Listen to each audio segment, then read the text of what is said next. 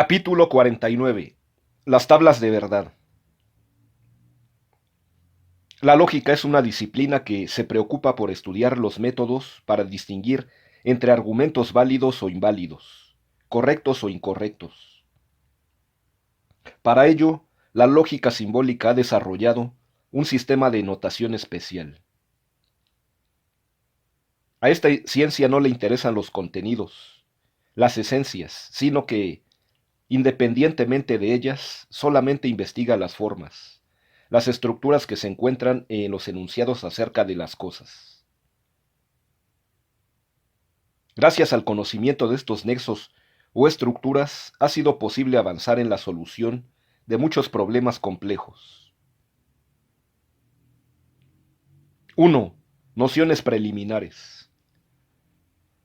El cálculo proposicional, de acuerdo con lo que ya se ha explicado, es un capítulo de la lógica simbólica que estudia las relaciones entre diferentes proposiciones, también llamadas enunciados o sentencias, y que permiten obtener conclusiones, es decir, nuevas proposiciones ligadas en forma necesaria a las ya conocidas, llamadas premisas. Calcular es lo mismo que razonar, pero en este caso se insiste en las formas o estructuras, es decir, en los nexos necesarios o intrínsecos entre dos o más proposiciones independientemente de su contenido. En la lógica tradicional existen muchos ejemplos de este tipo de cálculo. La lógica matemática asume esos mismos casos y añade otros, pero los expresa con símbolos que conducen a una mayor concisión y claridad. Recordemos las famosas reglas del silogismo condicional. La afirmación del antecedente nos lleva a la afirmación del consecuente, pero la negación del antecedente no conduce necesariamente a la negación del consecuente. Más bien, veremos esta misma regla expresada con los símbolos propios de la lógica matemática. Así pues, la lógica matemática en este capítulo se dedica a estudiar las proposiciones, las cuales dividen simples y compuestas, esto es, atómicas y moleculares, respectivamente. Enlaza estas últimas con símbolos que se llaman conectivas. El de el sí condicional se expresa con una flecha, por ejemplo. Establece unas tablas de verdad en donde se expresa cuáles son las relaciones que conducen a nuevas verdades y cuáles las relaciones que nos llevan a la verdad. Analizadas las relaciones entre las proposiciones se obtienen unas reglas de derivación de nuevas verdades, tal como veremos más adelante. El lenguaje lógico pretende expresar las relaciones entre las diversas partes del lenguaje.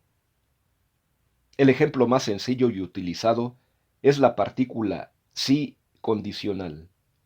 Debido a ella podemos enunciar proposiciones como esta. Si Juan estudia sus lecciones, pasará el año.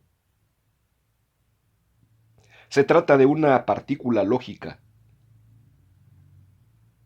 El sí condicional establece una relación muy clara y definida entre la primera parte de la proposición llamada antecedente y la segunda llamada consecuente, separadas por una coma.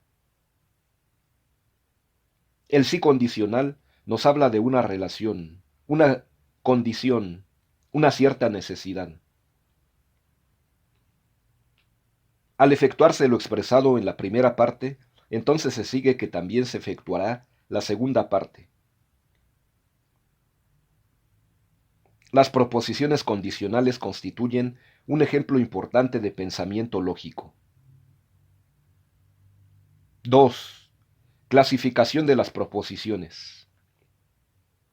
Las proposiciones o enunciados, para los efectos de este capítulo, se dividen en dos grandes clases, simples y compuestas, que también reciben el nombre de atómicas y moleculares, o monarias y binarias, respectivamente. Las proposiciones simples tienen un solo sujeto, verbo y predicado. Por ejemplo, Juan tiene excelentes calificaciones. En algunas corrientes filosóficas no se define la proposición simple como la que tiene un solo sujeto, verbo y predicado, sino como la que tiene un solo valor de verdad, puede ser verdadera o falsa. Los términos sujeto, verbo y predicado suelen estar asociados con corrientes metafísicas que ellos rechazan. Las proposiciones compuestas tienen más de un sujeto, verbo o predicado. La base para distinguirlas está en el uso de las conjunciones y, o, sí, principalmente cuando una proposición utiliza alguna de estas conjunciones, se llama compuesta. Cuando no las utiliza se llama simple. Las proposiciones compuestas se subdividen a su vez en copulativas, disyuntivas y condicionales. Ejemplo de proposición copulativa. Pedro es alto y Juan es gordo. Ejemplo de proposición disyuntiva. Pedro o Juan es el primero en su clase.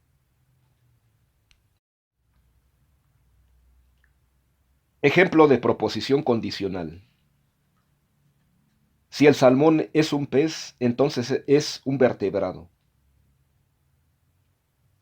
Recordemos que en un capítulo anterior dividimos las proposiciones en simples y compuestas. También establecimos la distinción entre proposiciones copulativas, disyuntivas y condicionales, según el tipo de conjunción que utilizan. El cálculo proposicional enfoca con especial atención las proposiciones compuestas y analiza el tipo de conexión que se da entre sus diversos componentes. Debido a este análisis de la estructura o forma que se da en los diversos elementos de una proposición compuesta, independientemente de su contenido, es posible establecer conclusiones importantes acerca de su verdad o falsedad. El resultado esquematizado de estas relaciones es lo que estudiaremos con el nombre de tablas de verdad. Recordemos también que la lógica tradicional ya había iniciado este tipo de análisis desde el momento en que estableció aquellos famosos principios de los silogismos condicionales llamados modus ponens y modus tollendo tollens. 3. Conectivas lógicas. El cálculo proposicional se caracteriza por el uso de ciertos símbolos especiales que sirven para indicar un nexo entre diversas proposiciones. Estos símbolos reciben el nombre de conectivas lógicas, y en este capítulo vamos a describir las 6 más importantes, y son las que corresponden a las proposiciones negativas, conjuntivas, disyuntivas fuertes, disyuntivas débiles, condicionales y bicondicionales. A. Proposiciones negativas. Cuando una proposición se designa con la letra P, entonces su negación se designa con el símbolo de no P. Así pues, la negación de una proposición se expresa con la conectiva lógica de negación. Por ejemplo, no P. Si P representa la proposición Pedro es inteligente, entonces no P se lee. No es cierto que Pedro es inteligente. Nótese que esta proposición negativa puede ser considerada como compuesta. B. Proposiciones conjuntivas. En algunos casos se requiere unir dos proposiciones con la conjunción Y. En nuestra materia esto se realiza utilizando la conectiva de conjunción. Así pues, P conjunción Q significa que estamos uniendo las dos proposiciones P y Q por medio de la disyunción Y. P. Pedro es alto. Q. Juan es flaco. Entonces, P conjunción Q se lee: Pedro es alto y Juan es flaco. C. Proposiciones disyuntivas débiles o inclusivas. La disyunción entre dos proposiciones también tiene su conectiva lógica propia, de disyunción. Así pues, P disyunción Q significa que unimos las dos proposiciones con la disyuntiva O. Por ejemplo, Pedro es blanco o Pedro es moreno. Se puede expresar con los símbolos lógicos P disyunción Q. Esta disyuntiva suele llamarse débil y también disyuntiva inclusiva en contraposición a la disyuntiva fuerte, que también se llama disyuntiva exclusiva. En el primer caso, las dos proposiciones podrían ser verdaderas, aun cuando normalmente una es verdadera y la otra es falsa. D. Proposiciones disyuntivas fuertes o exclusivas. En este caso, las dos proposiciones se rechazan completamente, de modo que si una es verdadera, la otra necesariamente será falsa. Estos casos se dan con menor frecuencia y casi nunca son consideradas en los libros de texto. En este libro, salvo indicación contraria, la disyuntiva que normalmente se tratará es la disyuntiva inclusiva o débil.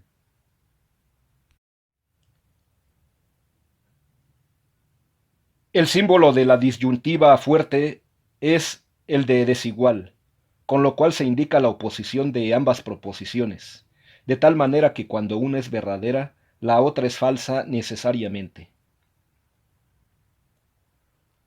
Por ejemplo, P disyunción Q, o la luna brilla con luz propia, o la luna brilla con luz refleja. Nótese que esta disyunción fuerte no es fácil de encontrar en los ejemplos que ofrecen las situaciones ordinarias de la vida. Recuérdese lo dicho acerca del silogismo disyuntivo y del dilema en el capítulo acerca del silogismo especial. Generalmente, las dos proposiciones son verdaderas simultáneamente, y este es el caso simbolizado en las proposiciones con disyuntiva inclusiva o débil. E. Proposiciones condicionales. La conectiva lógica D condicional se expresa, por ejemplo, P condicional Q, lo cual se lee si P, entonces Q. Por ejemplo, si el oro es metal, entonces el oro es buen conductor de electricidad. El signo de condicional se expresa en algunos textos de la siguiente manera: como un símbolo semejante a una C invertida, y también recibe el nombre de signo de implicación. La primera parte de la proposición se llama antecedente y la segunda consecuente. En el capítulo siguiente veremos importantes leyes que expresan la relación formal entre el antecedente y el consecuente, independientemente de sus contenidos. F. Proposiciones bicondicionales. Existe una conectiva lógica que se llama bicondicional, y su símbolo es el de una flecha apuntando en ambos sentidos. Este símbolo se lee sí y solo sí, lo cual indica que la condición se toma en los dos sentidos, desde la primera proposición hacia la segunda y viceversa. Por ejemplo, Pedro es honesto, sí y solo sí, realiza actos conforme a la ley. La bicondicional también se considera como identidad y tiene este símbolo. En lógica matemática también se suelen utilizar los paréntesis. El paréntesis redondo es el más frecuente y significa que hay que agrupar las proposiciones encerradas en él. Se utiliza el paréntesis redondo en la primera instancia y el paréntesis cuadrado o corchete para agrupar símbolos que ya contienen el paréntesis redondo. También se utiliza el signo por tanto, y otros autores lo expresan de diferente forma. Tenemos en resumen 6 conectivas lógicas que marcan un nexo entre dos proposiciones: negación, conjunción, disyunción inclusiva, disyunción exclusiva, condicional y bicondicional. La utilidad en el uso de estos símbolos es obvia. Permite una simplificación de las expresiones y, por tanto, facilitan la comprensión de ciertas derivaciones en el terreno de la verdad, tal como veremos más adelante cuando estudiemos las tablas de verdad. Consideremos por vía de ejemplo el caso de las proposiciones condicionales. Ya hemos explicado que a partir de la afirmación del antecedente podemos afirmar también el consecuente, y que a partir de la negación del consecuente podemos negar también el antecedente.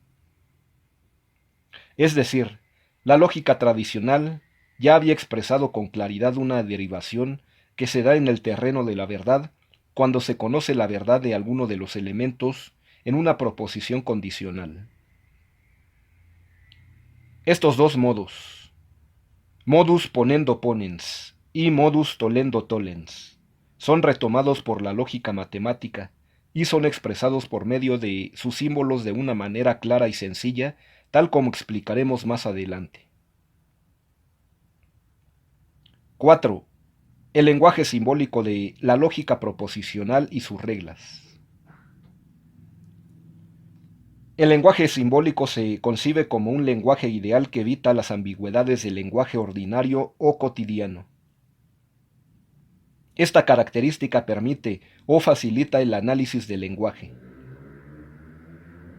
En opinión de algunos autores, este es el objetivo de la lógica: analizar las condiciones de posibilidad del lenguaje, y ello es debido a que el lenguaje se concibe como vehículo del conocimiento, como modo de expresión del pensamiento.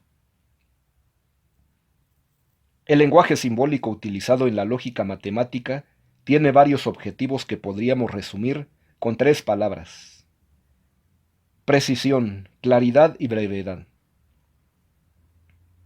En efecto, los símbolos utilizados como conectivas lógicas nos dicen de una manera unívoca cuál es la relación existente entre dos proposiciones. Esta es la precisión.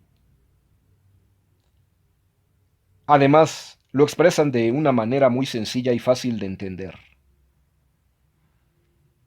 He aquí la claridad. Y por si fuera poco, lo realizan con símbolos breves. Estas 3 cualidades del lenguaje simbólico nos permiten realizar los cálculos u operaciones lógicas con mucha sencillez y facilidad. Así, por ejemplo, en lugar de decir "no es cierto que", utilizamos el signo de la negación, admitiendo casi en forma universal, cualquiera que sea el idioma que hable el autor de esas expresiones. Lo mismo podríamos decir del signo de la condicional. Su utilización nos ahorra las expresiones sí entonces, que por supuesto cambia de un idioma a otro. Esto nos recuerda algunos casos similares. Por ejemplo, el uso de los signos numéricos arábigos en lugar de los romanos. Debido a los primeros se facilitaron enormemente las operaciones numéricas. Intente el lector efectuar una multiplicación con factores de 2 o más dígitos utilizando números romanos. En cualquier idioma, 1998 tiene el mismo significado, aun cuando lo exprese con diferentes vocablos. En química también es posible facilitar los cálculos cuando se utilizan los símbolos que representan a los diferentes elementos que expresan en una reacción. El álgebra también es un ejemplo clásico que nos muestra la ventaja en la utilización de símbolos breves y unívocos. Por ejemplo, en el caso de un binomio elevado al cubo. Esta fórmula nos expresa en forma breve el resultado de una suma elevada al cubo. La univocidad, que da lugar a la precisión, es una de las características más importantes del lenguaje simbólico utilizado en lógica. El lenguaje natural que utilizamos diariamente adolece de esta falta de univocidad. Es muy frecuente el uso de palabras equívocas y análogas. Las palabras equívocas son las que tienen dos o más significados. Gato puede ser un animal o también un aparato mecánico. Rosa puede ser una flor o el nombre propio de una mujer. Los términos análogos son los que tienen un significado en parte igual y en parte diferente. Son utilizados preferentemente en el lenguaje poético. Por ejemplo, el día está triste. Evidentemente, los días no son ni tristes ni alegres, pero el adjetivo triste, aplicado al sustantivo día, nos insinúa que el clima puede causar tristeza en el ánimo de una persona.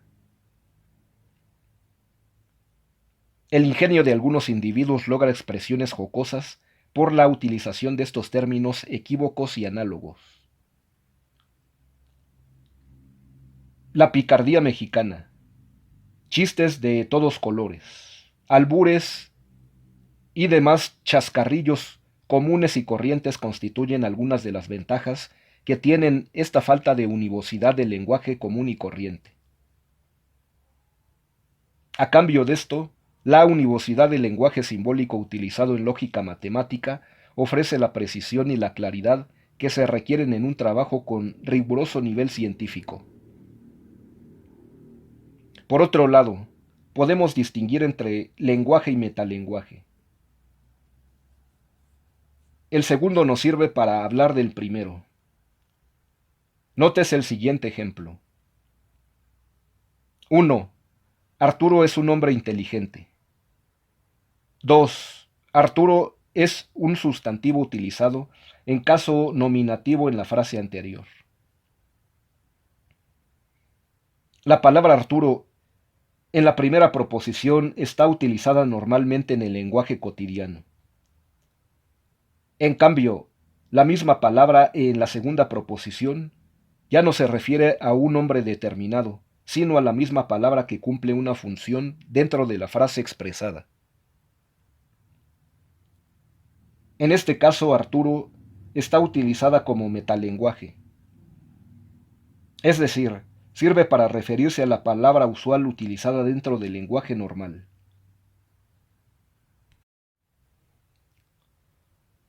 El uso de comillas nos indica con claridad que estamos empleando la expresión así encerrada como metalenguaje.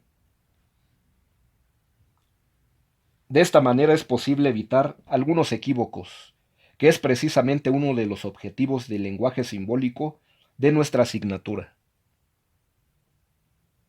El estudio de los signos se llama semiótica. Esta disciplina se divide en tres grandes capítulos: sintaxis, semántica y pragmática. La sintaxis estudia la relación de los signos entre sí. La semántica estudia la relación de los signos con la realidad y la pragmática estudia la relación de los signos con las personas que los utilizan. En la sintaxis se puede distinguir la diferencia entre ley y regla. La ley nos habla de la realidad, nos dice lo que es, y en cambio la regla es la que nos dice cómo operar con esa realidad. Así pues, las reglas sintácticas nos dicen cómo operar con los signos, cómo ordenarlos para que nos den fórmulas bien formadas. Se han establecido 4 reglas sintácticas cuyo cumplimiento garantiza que una fórmula esté bien formada. Véase copy, lógica simbólica. Página 207. A. Una variable atómica es una fórmula bien formada. Por ejemplo, P, Q, R, S. B. El signo de negación añadido a una variable o a una fórmula bien formada nos proporciona una nueva fórmula bien formada. Por ejemplo, no P, no Q. C. Dos fórmulas bien formadas unidas por un signo de conjunción, disyunción o condicional nos proporcionan otra nueva fórmula bien formada. Por ejemplo, la conjunción de dos disyunciones, la disyunción de P y Q y la disyunción de R y S. D. Una fórmula bien formada, solo cuando satisface estas tres condiciones. Teniendo en cuenta estas reglas sintácticas podemos desechar fórmulas como las que siguen. R no S. Esta expresión no indica la operación que se deba realizar con las dos variables. También es desechable. P, disyunción Q, conjunción R. El uso de paréntesis suprimiría la ambigüedad allí expresada. 5. Tablas de verdad. De acuerdo con el principio de tercero excluso, una proposición P posee necesariamente un solo valor de verdad. O es verdadera o es falsa. No existe una tercera opción. Recordemos que la verdad se da en las proposiciones, no en los conceptos, y consiste en su adecuación a la realidad. En esta sección veremos que es posible determinar la verdad o falsedad de una proposición compuesta, a partir de la verdad o falsedad de las proposiciones que la componen, sin necesidad de una comprobación empírica. Es decir, sin necesidad de acudir a los contenidos de las proposiciones, lo cual es precisamente el intento de la lógica matemática. Explicaremos a continuación cómo se construyen las tablas de verdad correspondientes a cada una de las proposiciones y conectivas que hemos descrito. Una tabla de verdad es un procedimiento mecánico que permite concluir con facilidad el valor de verdad, verdadero o falso, de una proposición compuesta dada la verdad o falsedad de sus componentes, aplicando una serie de reglas previamente determinadas. Cada uno de los 6 tipos de proposición compuesta que hemos explicado tiene su propia tabla de verdad. En estricto rigor, la lógica simbólica no debería utilizar la expresión valores de verdad, verdadero y falso, dado que la verdad es la adecuación del pensamiento con la realidad, y a la lógica simbólica no le interesa esa característica del pensamiento. A la lógica simbólica le interesa el orden de los pensamientos, los nexos necesarios, la concatenación rigurosa de un argumento. Por lo tanto, si se quiere ser fiel a este punto de vista propio de la lógica simbólica, debería hablarse del cociente 1 y coeficiente 0, o bien utilizar los verbos latinos ponere et tolere. En el lenguaje de las computadoras, esto se resuelve satisfactoriamente, desde el momento en que se califican los acertos allí utilizados con el coeficiente 1 o el coeficiente 0. Alfred Ayer, congruente con su afiliación al positivismo lógico, en su libro Lenguaje, Verdad y Lógica, página 109, sostiene lo siguiente. Decir que una proposición es verdadera equivale exactamente a afirmarla, y decirla que es falsa equivale exactamente a afirmar su contradictoria. A este respecto, Es todavía más acertado el lenguaje de la Edad Media cuando estableció el modus ponendo ponens y el modus tollendo tollens. Allí no se habla de verdad o falsedad, sino que se enfatiza el hecho de afirmar o negar, de poner o quitar. Dadas estas precisiones, podemos seguir el uso común y continuar utilizando la expresión tablas de verdad. A. Tabla de verdad en las proposiciones copulativas. Véase la figura cuadriculada, un poco más abajo. En la primera fila están señaladas las dos proposiciones simples P y Q, y la proposición copulativa P conjunción Q. La segunda fila indica que si la proposición P es verdadera y la proposición Q también es verdadera, entonces la proposición compuesta P conjunción Q también es verdadera. En la tercera fila se expresa el caso en que la proposición P es falsa y la proposición Q es verdadera. En este caso se concluye que la proposición compuesta es falsa. En la cuarta fila se anota el caso en donde la proposición P es verdadera y la proposición Q es falsa. La conclusión es que la proposición compuesta es falsa.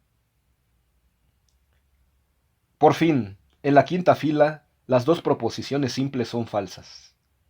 La conclusión es que también la proposición compuesta es falsa.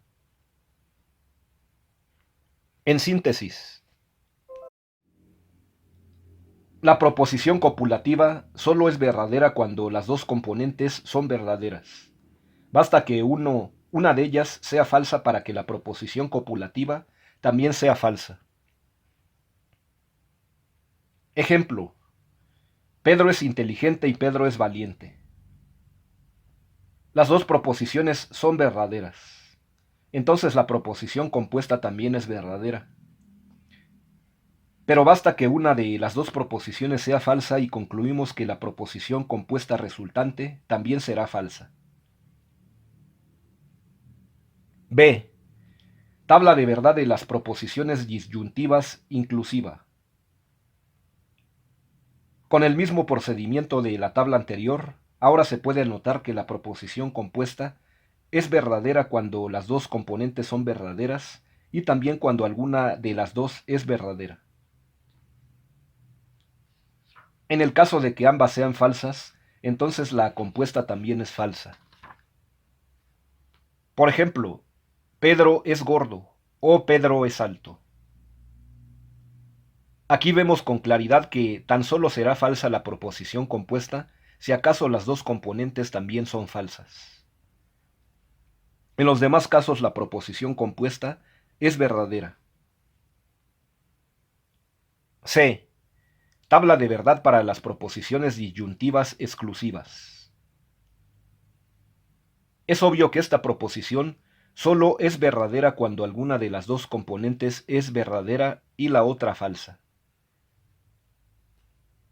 En cambio, cuando las dos componentes son verdaderas, la disyuntiva es falsa. Lo mismo sucede cuando las dos componentes son falsas. Por ejemplo, o el electrón tiene carga positiva o el electrón tiene carga negativa. La disyunción en este caso es fuerte. Por tanto, si una de las dos componentes es verdadera y la otra es falsa, podemos inferir que la proposición compuesta es verdadera. D. Tabla de verdad para las proposiciones negativas. Este es un caso muy sencillo. Evidentemente, la negación de una proposición verdadera nos da una proposición falsa y viceversa. Solamente en el caso de las proposiciones particulares, como algunos pájaros son negros, ambas proposiciones, la afirmativa y la negativa, podrían ser verdaderas. Recuerdes el capítulo de la oposición de proposiciones. Ejemplo: el plomo es más denso que el agua. Por supuesto, la negativa resulta falsa. E. Tabla de verdad para las proposiciones condicionales. En las proposiciones condicionales se puede notar lo siguiente. Evidentemente, en la segunda línea, si obtenemos una conclusión verdadera, significa que la proposición es verdadera. De la misma manera, en la tercera fila, aunque partimos de un antecedente falso, si el consecuente es verdadero, significa que la estructura de la proposición condicional es verdadera. Pero en la cuarta línea partimos de un antecedente verdadero y obtenemos un consecuente falso. Es decir, no concluye positivamente. Esto significa que la estructura de la condicional es falsa. En la quinta línea partimos de un antecedente falso y también el consecuente es falso. Esto significa que la estructura de la proposición condicional es buena, es decir, es verdadera. Por ejemplo, si Venus es un planeta, entonces Venus brilla con luz refleja. En este caso, la proposición compuesta es verdadera, pero si acaso fuera falso el consecuente, entonces la proposición compuesta también sería falsa. F. Tabla de verdad para las proposiciones bicondicionales. Recuérdese que la proposición bicondicional indica que la primera proposición es antecedente de la segunda y viceversa. Por lo tanto, en la segunda línea las dos proposiciones son verdaderas. Se infiere que también la compuesta es verdadera. En la tercera línea, la primera es falsa y la segunda es verdadera. Inferimos que no hay una buena estructura, es decir, que la proposición compuesta es falsa. Lo mismo sucede en la cuarta línea en donde la proposición P es verdadera y la proposición Q es falsa. La proposición compuesta es falsa, dado que no cumple con su propia definición. En cambio, la quinta línea propone las dos proposiciones falsas. Se infiere que la proposición compuesta es verdadera. Por ejemplo, 8 es un número par. Sí y solo sí, 2 es un factor de 8. Este tema será asimilado en forma significativa en la medida en que se resuelvan los ejercicios que vienen al final del capítulo.